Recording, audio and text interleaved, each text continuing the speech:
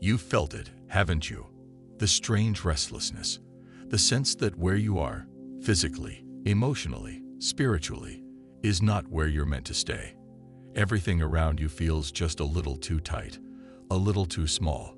Conversations drain you. Familiar places now feel foreign. And deep in your spirit, a voice whispers, "Get ready. You're not staying here much longer." This is not imagination. This is divine movement. When you are chosen, God doesn't let you stay where you've outgrown.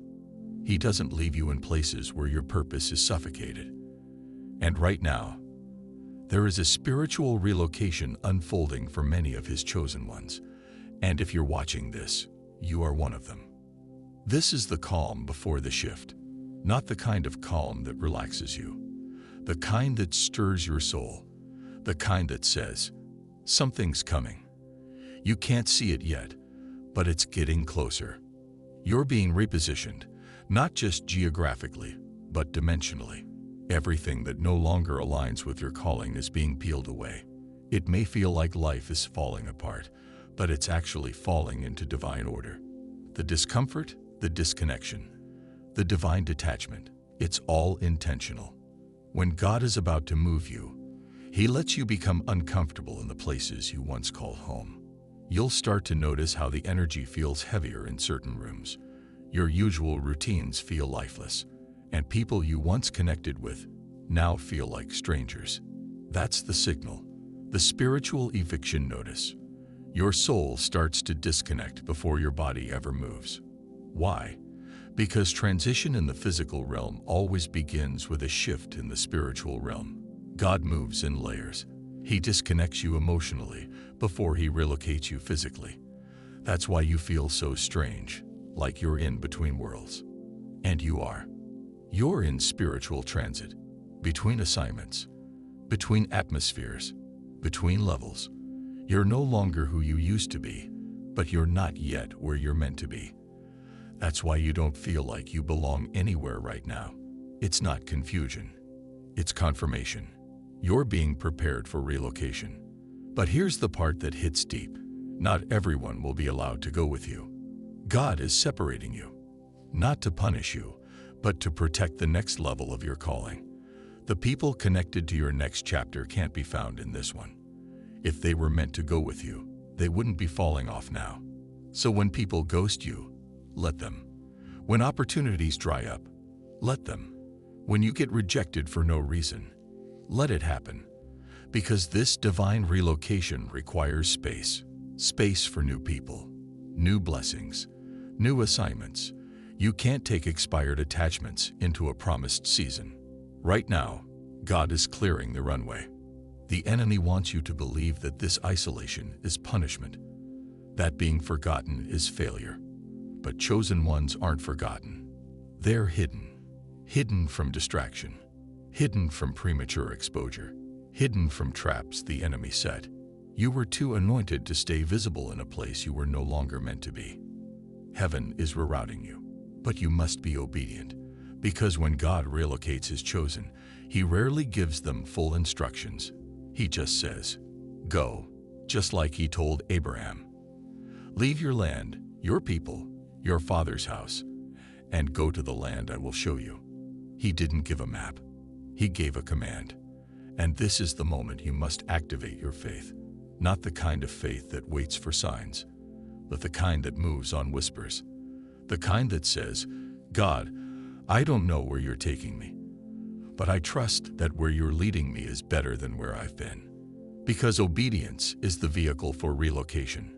Some of you are about to be relocated into environments that will accelerate your gifts, into relationships that recognize your value, into territories where your voice actually matters. But first, you must release the weight of where you are now. The frustration you're feeling is not a blockage. It's a push. God is making it so uncomfortable, so unbearable, that you have no choice but to move. That's mercy. That's love. That's divine alignment. You are not being abandoned. You are being positioned. And in this spiritual migration, there will be no wasted movement. Every delay has been divine. Every detour was designed. Every door that closed was protection. You're not late. You're being precisely timed. Let go of the timelines they gave you. You're not walking by the world's calendar. You're moving by divine appointment. Heaven doesn't rush, and God is never off schedule. But here's where it gets deeper. Some of the places God is about to take you, your name is already known there. Your spirit has already preceded you. The doors are already unlocked. They're just waiting for your arrival. But God cannot let you enter them prematurely. The version of you He's been sculpting in this hidden season is the only version allowed to cross over. That's why you've been losing old behaviors, shedding false identities, confronting patterns that were keeping you stuck.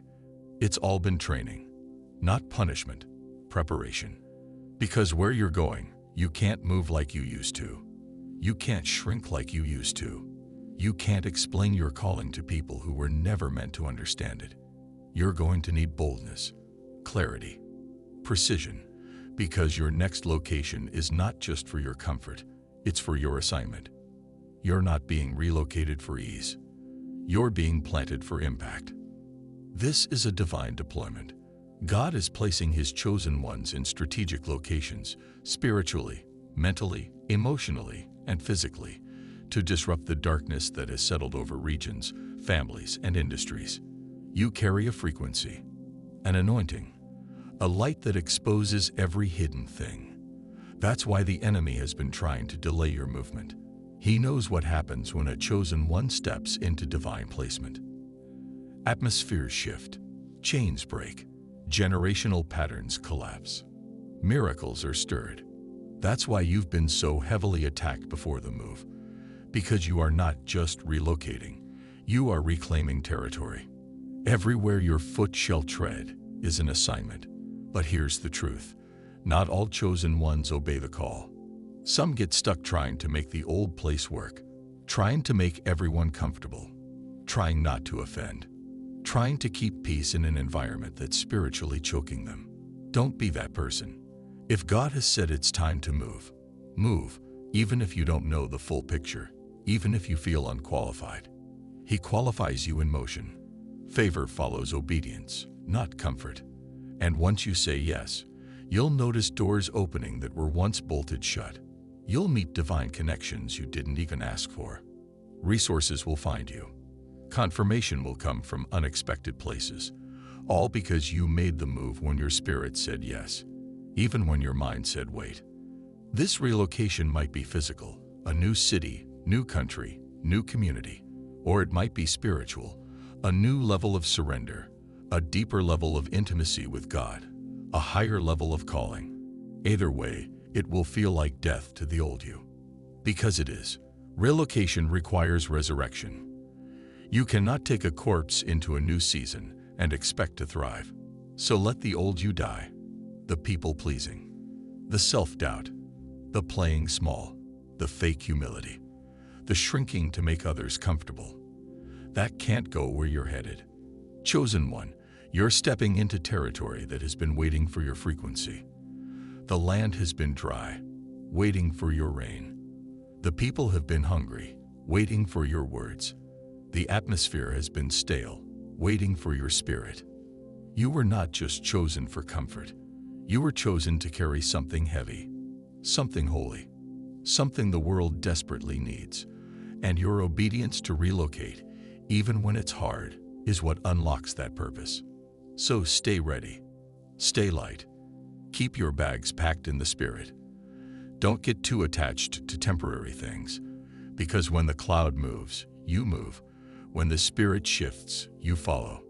That's how chosen ones live, in rhythm with God, in sync with heaven's timing.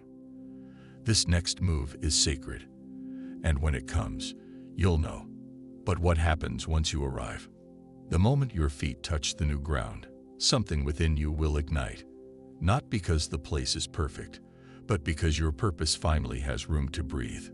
It will feel like you've stepped into alignment, like everything that once felt fragmented suddenly makes sense.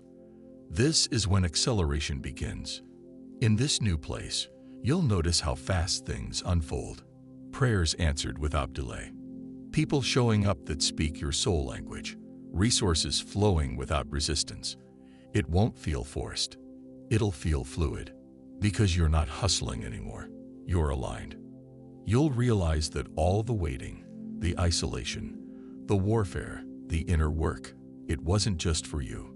It was for the territory, the people, the souls that needed your presence, your words, your spirit. You'll start to see how your obedience unlocks blessings not just for yourself, but for those around you. You'll start attracting people who recognize you, not just physically, but spiritually. You won't have to prove yourself. They'll feel your frequency. They'll honor your walk. They'll support your vision. Because God has already prepared their hearts to receive you.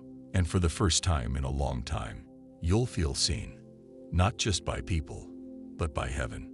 You'll feel covered, positioned, activated. But don't get too comfortable. This new place is not the final destination. It's another chapter, another level, another step in the divine strategy. Chosen ones live a life of movement because we're never truly done. God uses us as vessels.